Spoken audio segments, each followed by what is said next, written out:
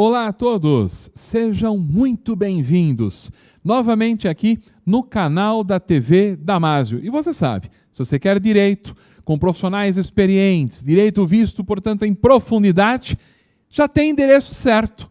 É o canal da TV Damásio no YouTube, que você está acessando agora para nossa alegria, para nossa grande satisfação. E hoje nós teremos um tema, mais um tema importante, um tema relevante a ser trabalhado pelos nossos professores. Neste caso, o nosso professor convidado de hoje, o professor Cléver Vasconcelos, que vai falar sobre o tema Ação Penal 937 do Supremo Tribunal Federal, foro privilegiado e sua nova configuração. Professor Cléver, olá, tudo bem? Tudo bem, meu amigo Zaquini, mas sempre uma satisfação estar aqui com vocês, com a equipe também dos estúdios Damásio, nesse projeto tão bem conduzido e administrado por você. Fico muito feliz de nós termos aí uma enorme gama de aulas com professores qualificados, menos esse que vos fala, para tratar de assuntos relevantes dos nossos colegas do direito.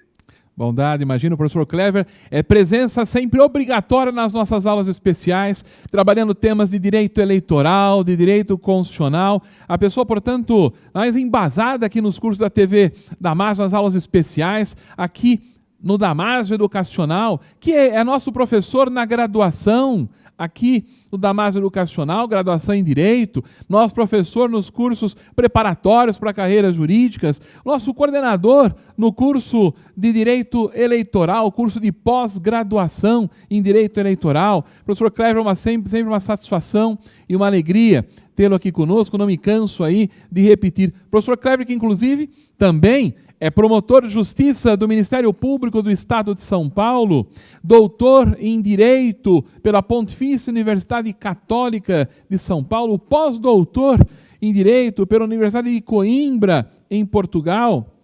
Também é coautor do livro Direito Eleitoral, pela editora Saraiva, já na sua 7ª edição. Também o livro de Curso de Direito Constitucional, pela mesma editora Saraiva, já na sua 7ª edição. Se você quer atualidade, só aqui no canal da TV Damásio, só participando, portanto, aqui, nos assistindo nas aulas especiais e, lógico, sem dúvida alguma, também sendo nosso aluno da graduação, sendo nosso aluno dos cursos preparatórios para a OAB, para as carreiras jurídicas, também sendo nosso aluno, nossa aluna, nos cursos de pós-graduação, inúmeros cursos de pós-graduação, todos de excelência, né? Estão aqui, portanto, no Damásio Educacional, para você que está nos assistindo. Hoje, esta nossa aula especial, volto aqui a falar com relação ao tema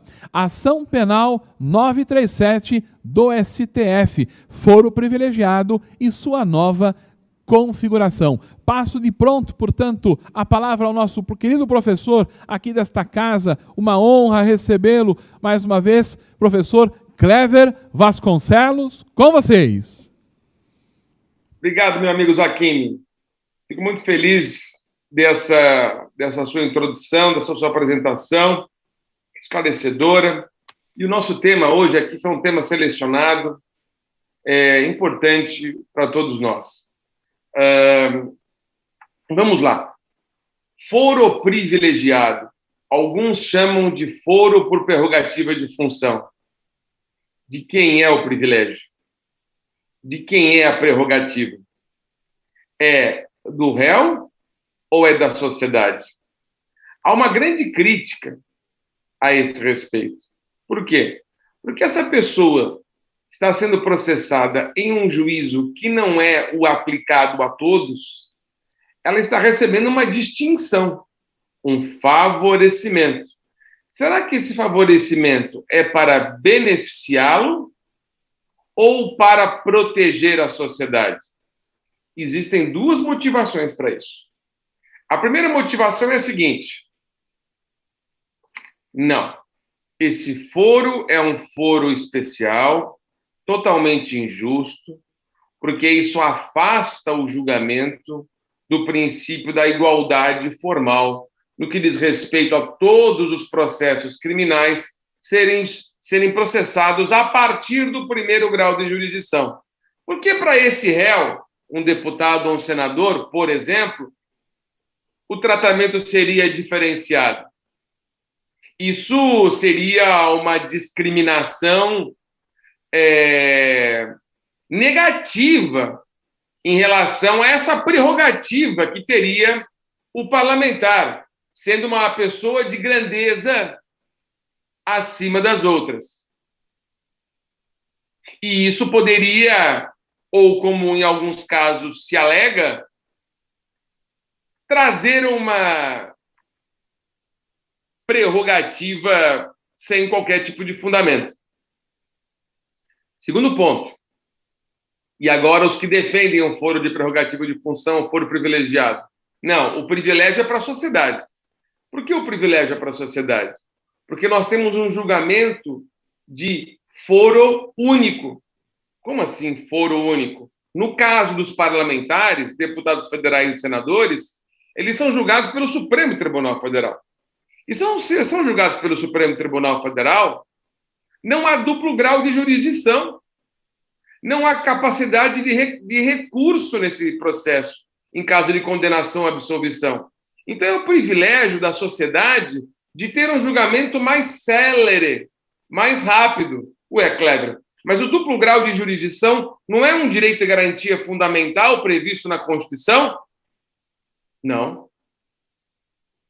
Me acha aí no artigo 5º da Constituição, onde está escrito que há o duplo grau de jurisdição como direito fundamental? Direito fundamental contraditório, ampla defesa.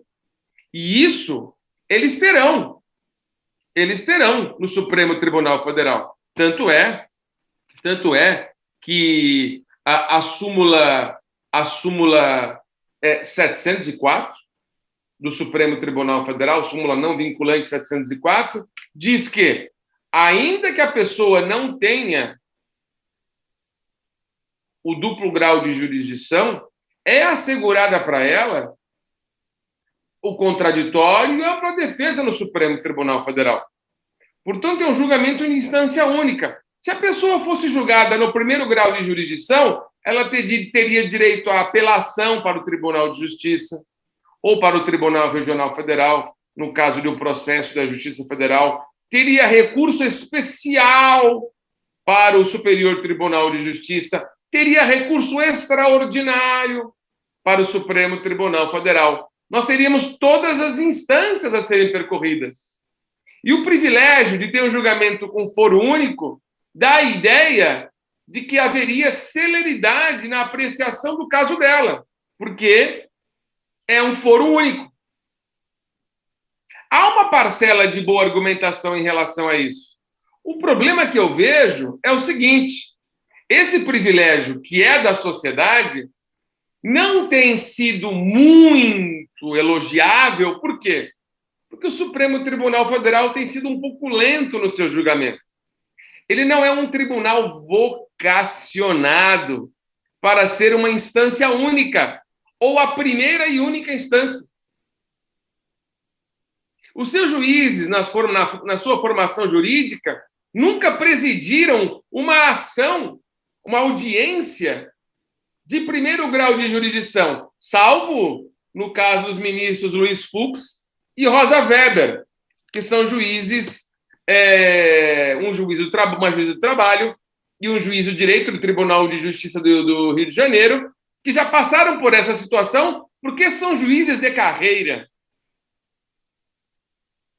Então, de um certo modo, essa coletividade do julgamento tem sido prejudicial à celeridade. E o outro ponto que questiona o foro privilegiado, que se não concorda com o foro privilegiado, é que talvez houvesse uma influência dos ministros em termos de parcialidade.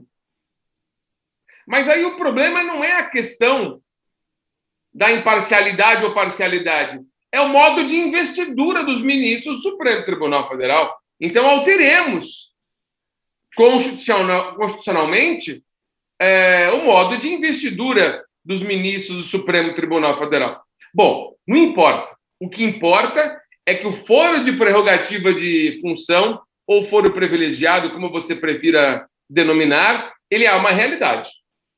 É uma realidade prevista lá no artigo 53, parágrafo 1º da Constituição.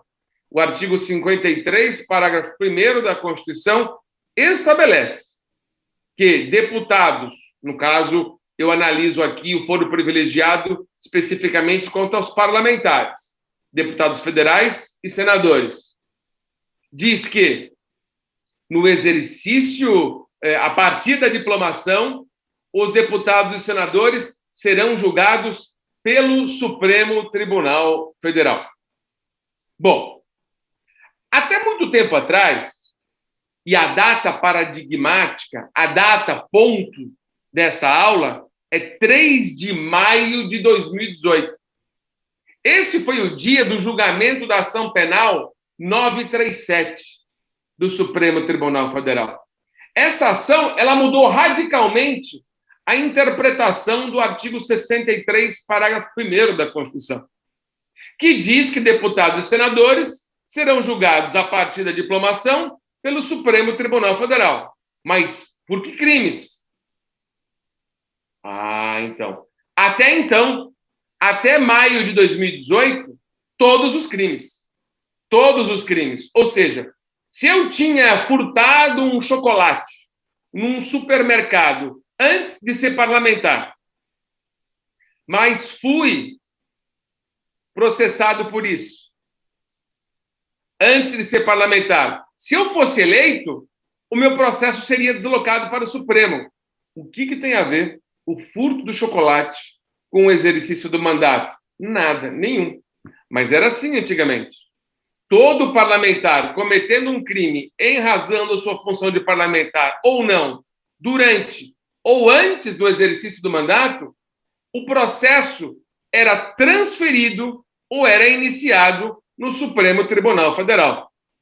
Na minha concepção, equivocadamente interpretado pelo Supremo, que mudou a sua interpretação.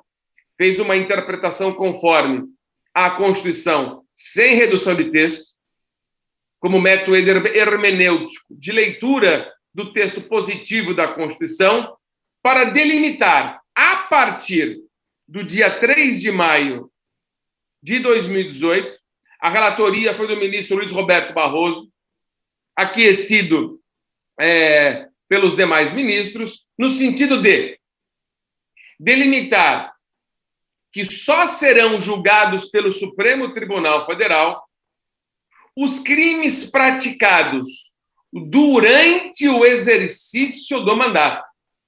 Durante o exercício do mandato. Tá legal? Então, se um parlamentar tivesse praticado um furto de chocolate no supermercado antes do exercício do seu mandato e tomado posse, o processo continuaria no primeiro grau de jurisdição. Porque a subtração do chocolate não tem qualquer relação com o exercício do seu mandato. Então, ele permaneceria como deputado federal, como senador, mas responderia ao processo em primeiro grau de jurisdição. Sem foro. Sem foro. Então, um parlamentar pode responder processo sem foro privilegiado, desde que o crime seja praticado antes da diplomação. Agora, após a diplomação, já no exercício da categorização de deputado federal ao senador, todas as atividades criminosas que ele praticar serão julgadas pelo Supremo? A resposta é não. Não serão julgadas pelo Supremo. Nesse mesmo julgado, a ação penal 937, de 3 de maio de 2018, relatada pelo ministro Luiz Roberto Barroso, concedeu um panorama distinto. Não é tudo que o Supremo vai julgar. O Supremo só vai julgar aquilo que for de interesse relacionado com o seu mandato, que houver pertinência temática com a sua atividade pública. Ora, Se o foro de prerrogativa de função nasceu, tem por finalidade a proteção ao seu mandato, para que o parlamentar não seja processado indevidamente por questões estranhas a seu mandato, o Supremo tem que impedir que ele julgue esses processos e processe esses feitos. Então, se o parlamentar, por exemplo, praticou um homicídio, não tem esse caso da Flor de Lis, agora recentemente, dessa deputada federal do Rio de Janeiro, que eu não sei se praticou ou não esse delito, quem sou eu para julgar esse caso? Mas, se for o caso de homicídio, que eu não sei se é, ela não pode ser julgada no Supremo Tribunal Federal, porque, em tese, não haveria relação homicídio com o exercício do seu mandato. Né? Se for o caso, se apontar, eventualmente, se seja homicídio ou não, é só uma hipótese que eu estou falando. Agora, se o deputado, se o parlamentar, durante o exercício do mandato, praticar um desvio de recurso público, uma questão que seja atentatória contra o exercício do seu mandato, aí ele será julgado pelo Supremo. Ou seja, o Supremo Tribunal Federal deu uma enxugada na questão da proteção formal da imunidade relativa quanto ao processo, dizendo que o Supremo só julgará casos que envolva pertinência temática com o exercício do seu mandato. Atos estranhos ao exercício do mandato não terão foro de prerrogativa de função mais. Então, esse julgamento alterou o significado que até então o Supremo Tribunal Federal tinha planificado quanto à ideia do foro de prerrogativa de função ou da imunidade formal quanto ao processo. O Supremo não julga tudo. Não julga tudo. O interessante também é observar o seguinte, que se o Supremo Tribunal Federal enxugou, encurtou a capacidade de apreciação de alguns casos, não foi tão somente quanto a questão do foro, porque aquelas prerrogativas de imunidade formal quanto à prisão ou quanto ao processo, se não for na prática do exercício do mandato, também não seriam aplicados. Então, o Supremo Tribunal Federal fala a prerrogativa de foro e as imunidades restantes quanto ao processo ficam restritas unicamente aos fatos que tenham relação com o exercício do mandato. Todos os fatos que não têm relação com o mandato, prisão em flagrante, possibilidade de suspensão do processo, não são aplicáveis mais, na minha concepção. Então, o Supremo Tribunal Federal selecionou o que seria julgado por ele mesmo. Ah, e tem outro detalhe. É o Supremo é que fará essa análise. Não é o primeiro grau de jurisdição. É o tribunal mais qualificado, em termos de instância vertical, é que analisará se a hipótese é de pertinência temática com o mandato ou não é de pertinência temática com o mandato. Ou seja, em curtas palavras, o Supremo reduziu o âmbito de incidência do foro de prerrogativa de função para os delitos unicamente relacionados durante a prática, durante o exercício do seu mandato.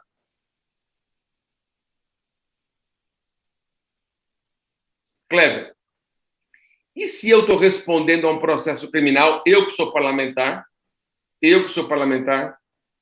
e acontece o seguinte, eu não sou reeleito. O meu processo continua no Supremo ou ele desce para o primeiro grau de jurisdição? Olha, a regra é que, encerrado o mandato, acaba o foro de prerrogativa. Ué, mas eu pratiquei atividade criminosa em decorrência do mandato. Nessa ação penal 937, também há o entendimento do seguinte, é o Supremo que vai fazer essa análise. É o Supremo que vai dizer se o processo, ainda que o mandato esteja extinto, o processo segue continua no Supremo, ou ele determina a remessa para o primeiro grau de jurisdição. Tem esse detalhe também que tem que ser dito. O Supremo é que faz a análise da continuidade do foro se o mandato do parlamentar, se o mandato do parlamentar for extinto. Tudo bem? Muitos me perguntam o seguinte, Cleber, essa história de foro de prerrogativa de função não fere o princípio do juiz natural? Porque a foro de prerrogativa de função, o juiz natural não é daquele da prática do fato, mas o juiz natural é estabelecido pela Constituição. E a Constituição estabeleceu o foro de prerrogativa de função como juízo natural dessas duas autoridades serem processadas, deputados federais e senadores, especificamente no artigo 53, parágrafo 1º. Ou seja, o foro de prerrogativa de função, ou foro privilegiado, ele tem o seu lado bom, mas também tem o seu lado ruim. O lado bom é justamente a instância única, o julgamento mais célere, sem capacidade recursal. O lado ruim é que o Supremo Tribunal Federal, nesse caso, do artigo 53, parágrafo 1º, não tem demonstrado uma vocação de celeridade na conclusão de julgamentos de parlamentares. Isso causa uma desconfiança popular. Aí a gente precisa fazer uma análise, se é o caso ou não de permanecer, mas como é regra constitucional, isso depende da vontade dos parlamentares se manter o foro de prerrogativa ou não. Mas que o Supremo reduziu muito esse índice, esse âmbito de incidência do foro de prerrogativa de função, isso é bem claro na ação penal 937. Foi a partir dela que nós mudamos, o Supremo mudou toda a configuração do foro de prerrogativa de função. Mas, em adição a esse nosso encontro de hoje aqui, na TV Damásio, aqui no YouTube, eu tenho a maior satisfação de estar com vocês. É saber se o particular, o coautor ou partícipe daquele crime que não é parlamentar, responde o processo no Supremo junto com o parlamentar, desde que haja a incidência do foro de prerrogativa ao parlamentar. Como fica a situação desse particular? Ele responde? Sobre esse assunto, nós tivemos um outro julgamento paradigmático, anterior à ação 937. Foi a ação penal 470. A ação penal 470, mais conhecida mundialmente como ação do mensalão, cujo relator foi o então ministro, hoje aposentado, Joaquim Barbosa, do Supremo Tribunal Federal. Nessa ação, nós tivemos deputados federais como réus e não deputados. Cleber, mas vem cá, uma pessoa que não é deputada e não tem foro de prerrogativa de função pode responder essa ação no Supremo? Isso não seria injusto? Porque ele não tem foro. Ele responderia no primeiro grau. Aí nós teríamos dois processos. Um no primeiro grau, que é do particular que não é parlamentar, e o outro no Supremo Tribunal Federal sobre o mesmo fato. Não poderia acontecer julgamentos, resultados de julgamentos distintos? Ah, Cleber, mas a responsabilidade penal é pessoal. Cada um responde o crime na medida da sua culpabilidade. Mas a prova que vai ser sopesada não é a mesma? Então, existe uma regra no Código de Processo Penal, que resolve esse problema, que soluciona todas as questões. É o famosíssimo artigo 80 do Código de Processo Penal. O artigo 80 do Código de Processo Penal nos ensina o seguinte, que a separação dos processos em matéria processual penal é facultativa.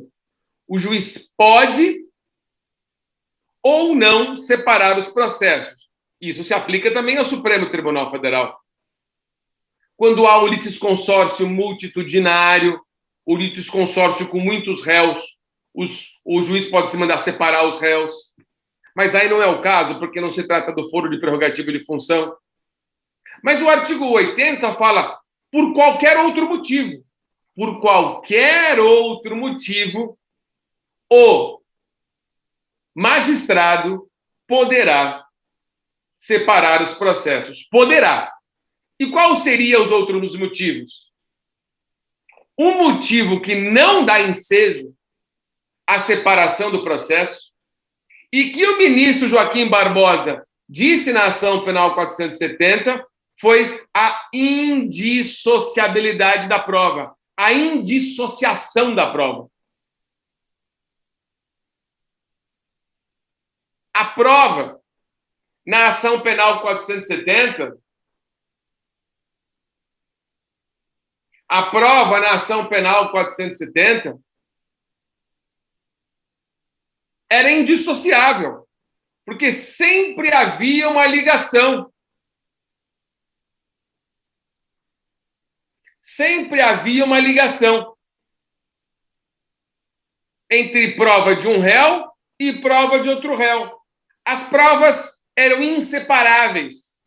E se nós separássemos a análise dessa prova, poderia acontecer um grande problema. A falta de uniformidade da avaliação dela. E essa ausência de uniformidade poderia ensejar um julgamento diferente para todos os réus que praticaram a mesma conduta. Então, o Supremo Tribunal Federal, na ação penal 470, do mensalão, o ministro Joaquim Barbosa resolveu, através da sua votação e também dos demais ministros, ele era o relator apenas, que o julgamento deveria ser feito de maneira conjunta. Então, existe a possibilidade do particular responder o processo criminal no foro de prerrogativa de função do parlamentar, coautor ou partícipe daquela conduta criminosa. Então, você veja dois pontos significativos nesse nosso encontro de hoje, nesse nosso grande bate-papo de direito constitucional e processual penal ao mesmo tempo. Que o foro de prerrogativa de função do artigo 53, parágrafo 1º, foi interpretado de maneira diferente, de maneira mais enxuta, de maneira mais racional, pelos atos praticados durante o exercício do mandato e em razão dele. O restante vai responder no primeiro grau de jurisdição. E o particular pode estar incutido nessa questão do foro de prerrogativa de função, havendo um outro motivo, qualquer motivo que seja justificável pelo Supremo, subsidiado no artigo 80 do Código de Processo Penal, para justificar o julgamento conjunto. Mas aí a pessoa vai dizer, Cleber, é muito injusto o julgamento conjunto de réu particular que não seja deputado e o deputado. Por quê? Porque o particular, se fosse processado no primeiro grau, ele podia apelar, ele podia recorrer especialmente, ele podia recorrer extraordinariamente. Agora ele não pode. Tem esse ponto de vista. Mas a súmula 704 do mesmo Supremo Tribunal Federal, repito, súmula não vinculante, nos orienta no seguinte sentido: olha, ninguém tem direito fundamental ao duplo grau de jurisdição. Ninguém. Tanto é que isso não é, como eu disse anteriormente no começo desse encontro, não é direito e garantia fundamental expresso. Mas todos os réus terão contraditório, ampla defesa, devidamente garantidos. Porque aí sim é um direito e garantia fundamental expresso em algum dos incisos lá do artigo 5º da Constituição Federal, que eu não me lembro agora. Tudo bem? Essa é que é a grande questão. Mas, Clever, a proliferação, ou melhor, a configuração do foro privilegiado gera impunidade? Não gera impunidade porque está sendo julgado pelo órgão oficial do Supremo Tribunal Federal. Você imagina só um político, deputado federal, senador, ser julgado na cidadezinha dele pequenininha, onde o âmbito de influência política dele é muito grande? Isso pode gerar até mais periculosidade em relação à imparcialidade. Será que aquele juiz de primeiro grau que conviveu com o parlamentar, ele não estaria contaminado muitas vezes mais do que um ministro do Supremo Tribunal Federal que nunca viu esse ministro na vida? Perdão, que nunca viu esse parlamentar na vida, esse senador? Então tem esse lado também, que tem que ser sopesado. O foro de prerrogativa de função foi criado também no sentido da prerrogativa ser da sociedade e não do parlamentar. Que se fosse julgado no primeiro grau de jurisdição, poderia ser beneficiado pela influência política que ele tem no local da cidade dele em relação aos magistrados, em relação aos membros do Ministério Público, talvez. Mas tem esse outro lado. Esse outro lado que existe aí a possibilidade de influência política no Supremo Tribunal Federal. Olha, influência política a potencialidade dela é em qualquer lugar. É importante que se tenha uma magistratura totalmente independente e o Ministério Público também em relação às questões da influência. Daí a importância das garantias concedidas aos membros da magistratura e do Ministério Público, que é a vitaliciedade, a inamovibilidade e a irredutibilidade de subsídios em relação a essa questão. Perfeito? Então, esse é o modo de se enxergar a nova prefiguração do foro de prerrogativa de função. Isso, eu insisto a vocês, foi no dia 3 de maio de 2018. 3 de maio de 2018. Tá bom? Tá legal? Mas a perpetuação do foro já é algo que o Supremo é que decidirá conforme o caso. É bom que se diga também aqui nessa oportunidade o seguinte: uma das características da imunidade formal quanto ao processo, a imunidade formal, é a indisponibilidade. Como assim a indisponibilidade? O parlamentar ele não pode abrir mão desse foro. Ele não pode chegar, olha, eu abro mão do meu foro porque eu quero ser julgado em primeiro grau de jurisdição. O parlamentar não pode fazer isso. Por quê? Porque isso não é um direito dele. A imunidade é do mandato, não é da pessoa física do parlamentar. Então, existe aqui a indisponibilidade do foro de prerrogativa de função.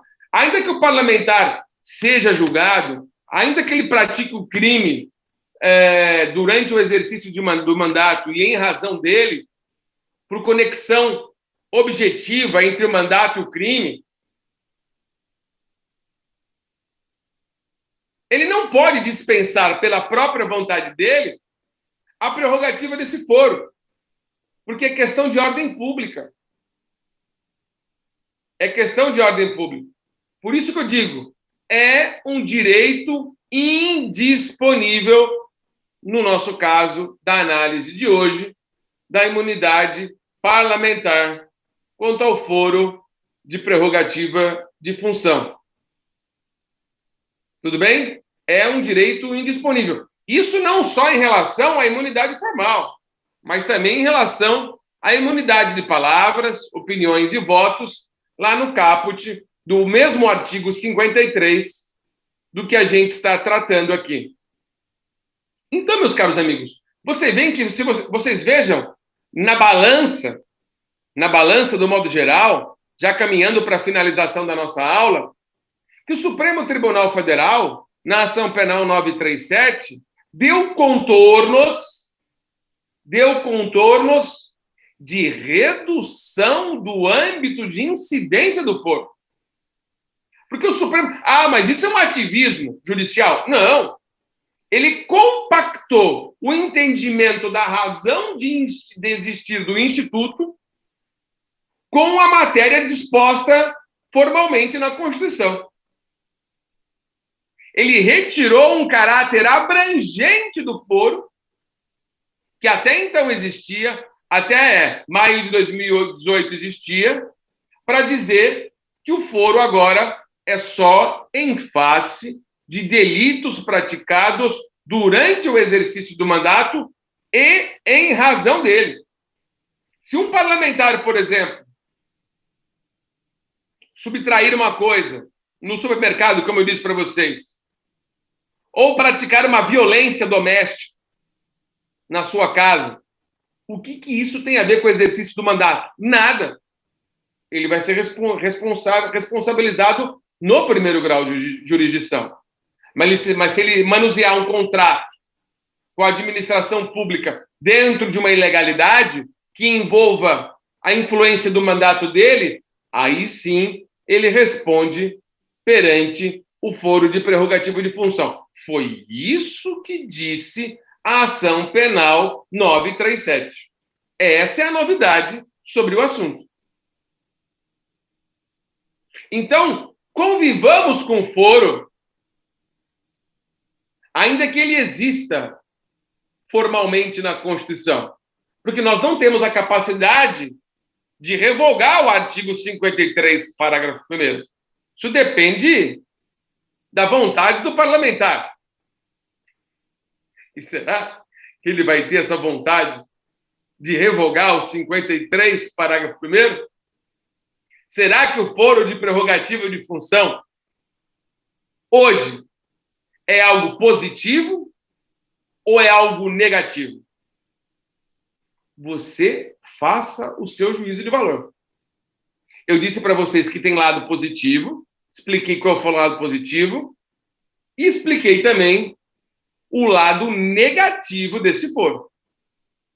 É importante que você, como destinatário principal dessa aula, desse encontro, tenha um juízo crítico. Mas é o que eu digo sempre, um juízo crítico fundamentado em aspectos objetivos de uma análise teórica sobre o assunto.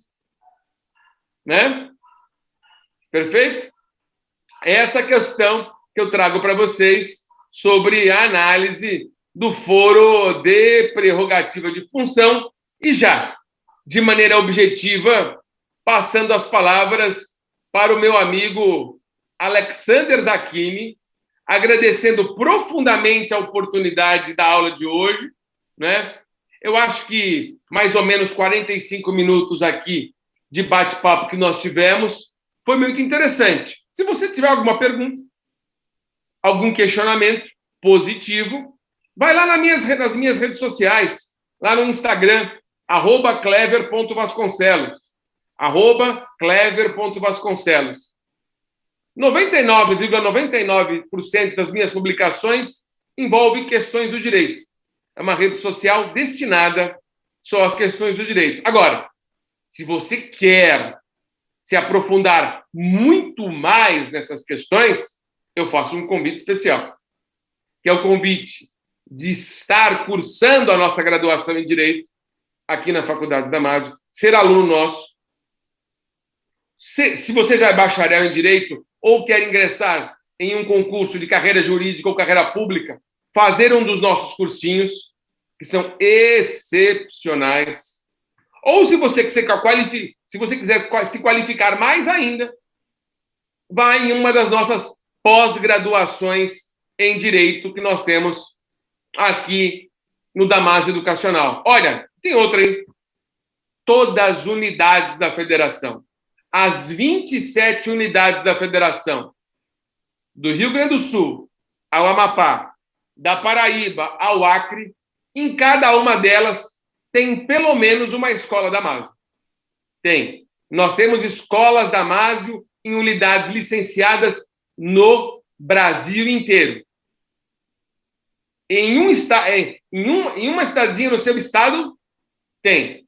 Tem estados que têm 10, 20 escolas do nosso grupo. Então, nós somos o maior grupo de direito do país, presente em todos os estados da federação.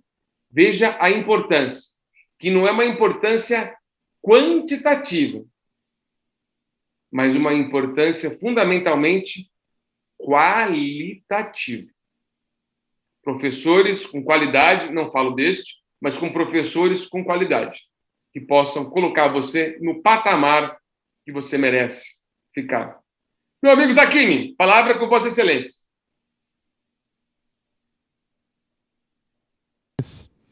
Agradecendo mais uma vez ao professor Clever Vasconcelos pela sua brilhante aula, hoje tratando também de um tema importante, que é a ação penal 937 do STF, a questão do foro privilegiado e a sua nova configuração. É sempre uma alegria receber aqui nas nossas aulas especiais o professor Clever. Eu vou devolver a palavra ao professor Clever para as suas considerações finais, mas antes eu quero pedir aqui que ele destaque, na verdade, como que é a dinâmica, curso de pós-graduação, Direito Eleitoral, Damásio. Como que se dá a dinâmica, portanto, de interação, né? Porque o aluno hoje está remoto, também, né, e fundamentalmente remoto, e pelo país inteiro. Como que é esta dinâmica do nosso aluno que assiste, que participa remotamente do curso de pós-graduação, como que é a dinâmica de interação com os professores, com as disciplinas, enfim, com as aulas, como que se dá? Porque às vezes, eu quero justificar, o aluno pode se sentir, às vezes, eu estou um pouco desamparado, porque a interação não ocorre como se dá presencialmente. Muito pelo contrário, e é isso que a gente quer trazer aí nessa sua explicação, né, como ocorre o curso de forma remota. Olha que interessante. Eu vou dar um exemplo de um aluno que entrou em contato comigo hoje de manhã na pós-graduação de Direito Eleitoral.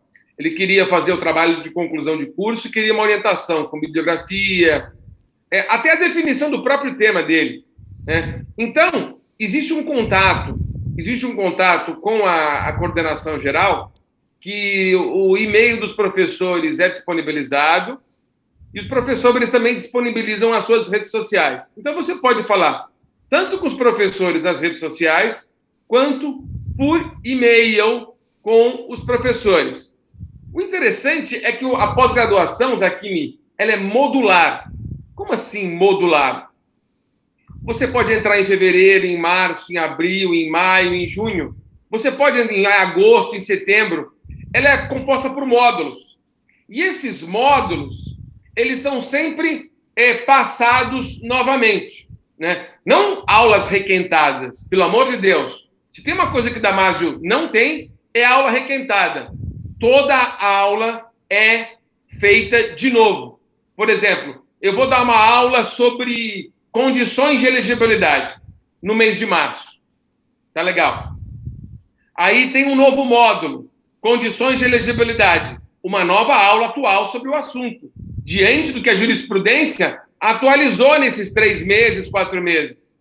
Então, o importante é isso. O nosso aluno ele vai entrar em um determinado mês, ele acompanha a classe no modo que ele está, vendo a aula que é disponibilizada para ele e a aula sempre atual. E a partir daí ele pode entrar em contato com o seu professor pela rede social ou pelo e-mail. Muito bem, ótimo. Eu acho que essa explicação é válida, ela é sempre importante, porque é uma dúvida recorrente, né, daqueles que buscam da Damásio Educacional para a realização aí dos cursos de pós-graduação. Nada melhor do que trazendo aqui, portanto, o coordenador do curso de pós-graduação em Direito Eleitoral, o professor Cléver Vasconcelos, para explicar, na verdade, esta interação entre o professor, né, e o aluno, como se dá, ainda que com o curso realizado, feito de forma remota. Muito obrigado mais uma vez aí ao professor Cléver Vasconcelos. E você? Você que está nos assistindo, que teve aqui, portanto, uma aula especial, né, com relação a este tema importante, que é a ação penal 937, né, do STF, pergunto para você, você já se inscreveu? Você já se inscreveu no canal da TV Damásio? Sim, este canal que você está nos assistindo. Você já é inscrito no canal da TV Damásio? Sim? Ótimo. Nós só temos a agradecer. Agora, se você não é inscrito no canal da TV Damásio, para tudo agora, né? Inscreva-se imediatamente. Clica ali também no sininho para você ser avisado, notificado de todas as aulas, todas as apresentações. Dá um like aqui nesta aula, se você gostou, porque nos ajuda seguramente a propagarmos a aula cada vez mais, né? É o canal da TV Damásio. O seu canal do direito na internet está exatamente aqui.